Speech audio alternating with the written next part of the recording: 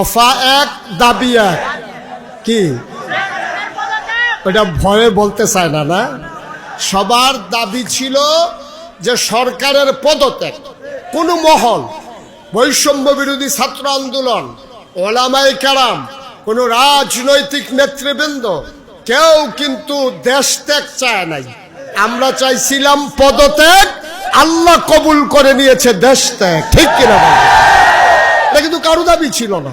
একটা মানুষ আমি শুনি নাই 5ই আগস্টের আগে যে কেউ দাবি করেছে যে শেখ হাসিনা দেশ ছেড়ে চলে যাক। আমি নিজের কানে একটাও শুনি নাই, পত্রিকাতেও দেখি নাই, ইলেকট্রনিক্স মিডিয়ায়, সোশ্যাল মিডিয়ায় কোথাও আমি এই দাবি দেখি নাই যে দেশ ত্যাগ করতে হবে। এই দাবি আমি কোথাও দেখি নাই। সবাই চেয়েছিল পদত্যাগ, আল্লাহ কবুল করে নিয়েছেন দেশ ত্যাগ। ঠিক কিনা বলেন? আল্লাহ যেন হেফাজত করে, সবাই কোন আমিন।